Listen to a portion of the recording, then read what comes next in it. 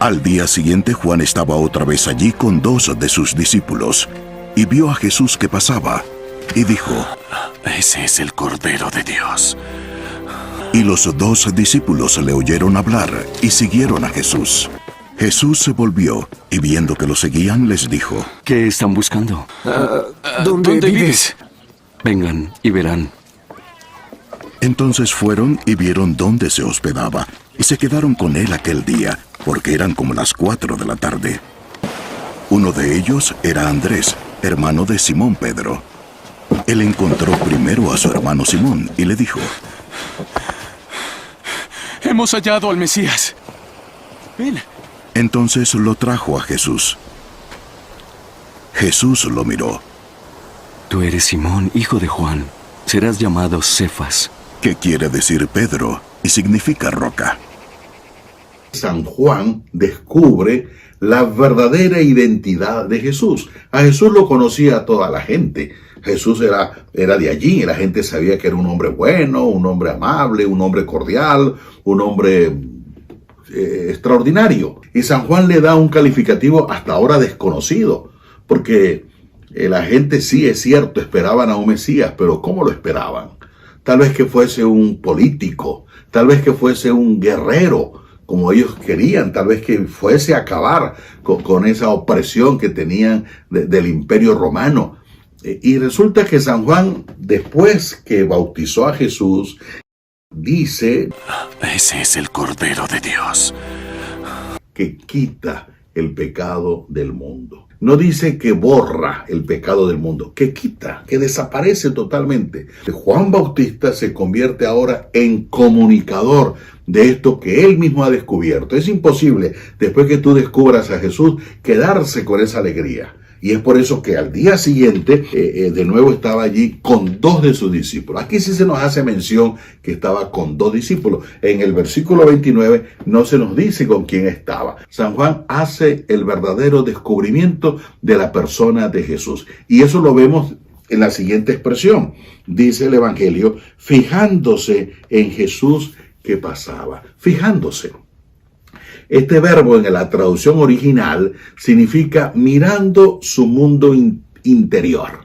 Nosotros estamos acostumbrados a ver la gente en el mundo exterior. Si yo le preguntara a alguien, si llego a una reunión, le digo: oye, ando buscando a fulano de tal, pero no lo conozco, dime cómo es, me van a decir: esa persona es alta o es pequeña, es gorda o es delgada, es rubia o es morena, las características externas. Pero ahora bien, si yo ya conozco a una persona y entonces me acerco a otra persona y le digo: oye, ¿qué tal es fulano de tal? Él no me va a decir las características físicas, él me va a decir las características interior.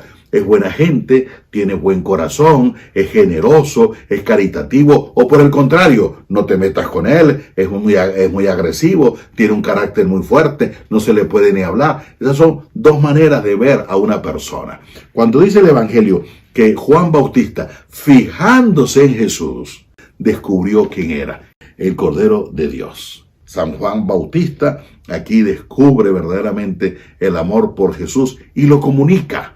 Y lo comunica de tal manera que estos 2 discípulos, dice aquí el Evangelio, los 2 discípulos le oyeron hablar así y siguieron a Jesús. ¿Cómo hablaría Juan?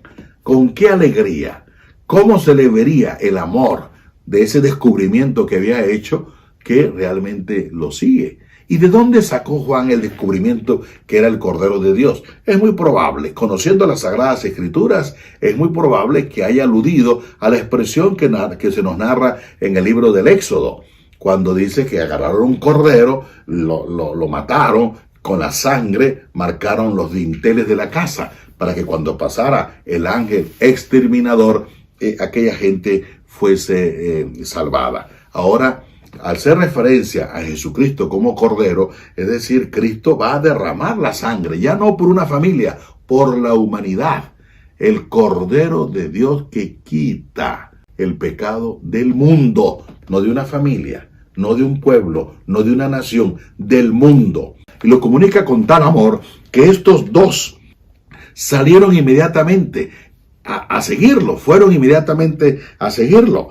Dice, los dos discípulos le oyeron hablar así y siguieron a Jesús.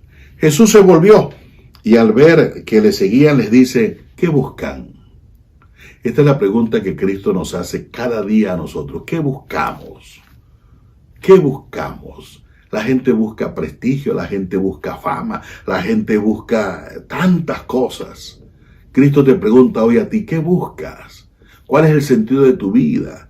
¿Qué haces? ¿Qué buscamos? ¿Un mejor puesto, una mejor posición, hacerme millonario? ¿Qué buscas? Es importante que respondamos a esa pregunta. Ellos le respondieron, Rabí, que quiere decir maestro. ¿Dónde vives? Ese dónde vives no quiere decir queremos saber tu dirección. ¿Dónde vives? Es queremos estar contigo. Recuerden que en aquella época los alumnos andaban con el maestro las 24 horas del día. Comían con él, dormían allí en el mismo lugar donde él dormía, iban al sitio donde él iba y al decirle ¿dónde vives? Quieren decirle queremos ser tus discípulos, queremos ser tus alumnos. Jesucristo no les niega el deseo y les dice venid y lo veréis. Fueron pues, vieron dónde vivía y se quedaron con él. Se quedaron con Jesús. Ya comenzaron a formar parte de esos discípulos del Señor. Un dato importante, era más o menos las 4 de la tarde. Hay acontecimientos que uno no olvida cuando le impacta. A veces le preguntamos a los novios que se van a casar dónde se conocieron y comienzan a narrar con una gran emoción el día y el lugar, inclusive hasta la hora del lugar, hasta la hora del día en que se conocieron. De igual forma, estos apóstoles cuentan con tal emoción aquel día en que sintieron verdaderamente que ingresaron, que respondieron a ese convivir con Jesucristo. Es para ellos un finalizar una etapa y comenzar una nueva vida. En las 4 de la tarde puede significar el término de un día y el comienzo de una nueva vida. Para ellos era el comienzo de una nueva vida porque se habían encontrado con Jesús. Continúa diciendo, Andrés, el hermano de Simón Pedro, era uno de los 2 que habían oído a Juan y había seguido a Jesús. Al inicio no sabíamos quiénes eran. Aquí ya nos dice el nombre, Andrés. Este se encuentra primeramente con su hermano y le dice, hemos encontrado al Mesías. En la concepción que el pueblo lo esperaba. Y entonces él recibe de San Juan una gran noticia. Esa gran noticia no se queda con él. Va y la transmite, se la lleva y en primer lugar se la lleva a su hermano. Nosotros el Evangelio, la palabra de Dios, debemos compartirla en primer lugar con nuestra familia. A veces somos grandes predicadores afuera, ahí dentro y en la casa. ¿Por qué? Porque a veces en la casa nos cuesta más predicar que afuera. Afuera no nos conocen y puedo decir lo que yo quiera. Pero en mi casa me conocen. Debemos de comenzar por nuestro hogar, la evangelización en el ámbito familiar. Evangeliza a tus hijos, evangeliza a tu esposa o a tu marido, evangeliza a los más allegados, comparte con ellos la palabra que tú has recibido. Andrés la recibió y la comunicó inmediatamente a su hermano Simón Pedro. Y le llevó donde Jesús. No solamente le dijo que lo había encontrado, lo llevó. Jesús, fijando su mirada en él. Vuelve el mismo verbo del inicio del Evangelio. Juan Bautista fijándose en Jesús. Ahora es Jesús fijándose en Pedro. Y es por eso que le dice, tú eres Simón, hijo de Juan. Tú te llamarás Cefas, que quiere decir piedra. Pedro es hijo de Jonás. Pero ¿por qué aquí dice hijo de Juan? Porque tenía muchas cualidades, muchas características que tenía Juan. Por eso le llama hijo de Juan, pero no es hijo de Juan. Sabemos que es hijo de Jonás. Por eso es importante que nosotros hoy nos dejemos mirar por Jesucristo. Él no va a ver mi apariencia externa, Él va a ver mi mundo interior. Así como Juan Bautista descubre quién es Jesús, lo comunica. Los discípulos reciben el mensaje, lo comunican y llevan a Jesús.